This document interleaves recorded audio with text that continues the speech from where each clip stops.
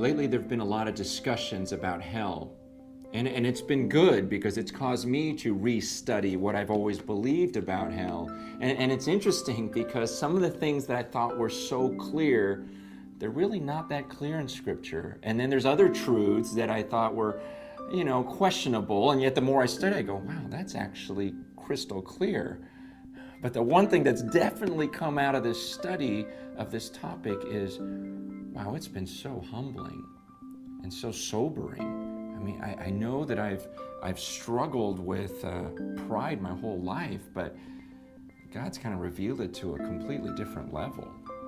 I mean, the other day, the image came to my mind of Romans 9, where God compares me to a piece of clay. And he says, you're like a piece of clay, and I'm the potter. And so just that, I thought, wow, that means I'm like a piece of clay trying to explain to other pieces of clay what the potter is like. Think about that for a second. It shows the silliness for any of us to think that we're an expert on him. Our only hope is that he would reveal to us what he is like, and then we can just repeat those things. And in Psalm 25, verse 9, he talks about how he explains his way to those who are humble. And so I'm going, hey, God, I want to be humble then because I got to know the truth about you. Humble me. Show me the pride in my life. See, and that's why I've been concerned as I've listened to some of the discussion about hell and read some of these things that are written, because I'm going, wow, the tone in which we use. I mean, we got to be careful here. We have to guard ourselves against, first of all, heartlessness. I mean, do you understand what we're talking about? We're talking about real people here. We can't just have these theological discussions about a doctrine when we're talking about people's eternal destinies here at the same time. And then I think about the carelessness. We can't be careless in this discussion. We can't just argue for our point of view or what we think is right, and so we present our case and we neglect all the other evidence. Man, do you understand what we're dealing with here? Well, we gotta lay everything on the table and go, look, it's your destiny at stake, so I wanna just present all of the facts, everything I can think of in this book, and let you decide, not sway you, just go, look, here's everything I see. We gotta make a decision about this.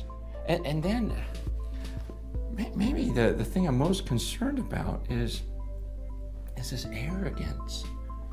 Look, in Isaiah 55, God says, your thoughts are not like my thoughts, and your ways are not as my ways. He goes, as high as the heavens are above the earth, that's how much higher my ways are than your ways. And that's how much higher my thoughts are than your thoughts. So when we begin an argument with, well, I wouldn't believe in a God who would what? Do something that you wouldn't do? Or think in a way that's different from the way you think? Do you ever even consider the possibility that maybe the Creator's sense of justice is actually more developed than yours? And that maybe His love and His mercy are perfect, and that you could be the one that is flawed? See, when we make statements like, well, God wouldn't do this, would He? Do you understand? At that moment, you're actually putting God's actions in submission to your reasoning. You're in essence saying, well, God wouldn't think that way or act that way because I wouldn't act that way or think that way. And yet, when I read the scriptures, man, all through this book, I go, God, there are some things you say that I would never say. There are things you do that I wouldn't think to do. I mean, even from creation, I go, so Adam and Eve sinned, and so you're going to put a curse on the earth? See, I wouldn't think to do that. And then there's other passages that are even more difficult for me to stomach, like Exodus 32, where the people sin and God tells his priests, here's what I want you to do. I want you each to grab a sword, strap it to your side, and then I want you to run back and forth, and I want you to just start killing people. Some of them will be your brothers, your friends, because of this sin. And I'm reading that, and 3,000 people dying, going, wow, did you just do that? Or to think about the story of Job and go, really, God? It seemed like he was one of, if not the most faithful man on earth, and you're going to have his family die? You're going to have all of his possessions take away? You're going to have him? You're going to let him be struck with these sores all over his body and suffering? And then I get to the cross, and I go, really, God?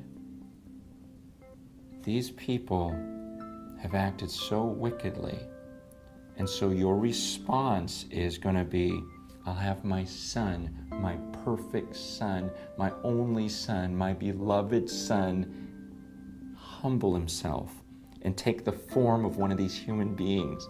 And I'm going to let these other human beings torture him, spit on him, nail him to a cross, and then you're going to have him pay for the crimes of everyone else. I go,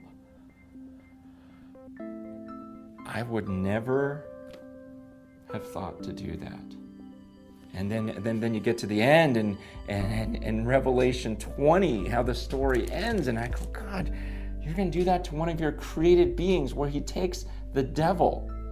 In Revelation 20, verse 10, it says, the devil, this is God's creation, who had deceived them, was thrown into the lake of fire and sulfur, where the beast and the false prophet were, and they will be tormented day and night forever and ever. And I read that, I go, really?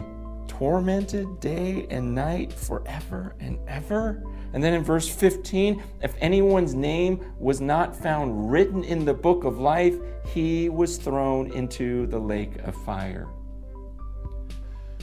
Look, there are a lot of things in this book that I go, wow, God, you did that, you thought that, I wouldn't think that, and I wouldn't have done that. But when I come to those passages, and when you come to those passages, does it even enter your mind that maybe he knows something that you don't? Or is it always,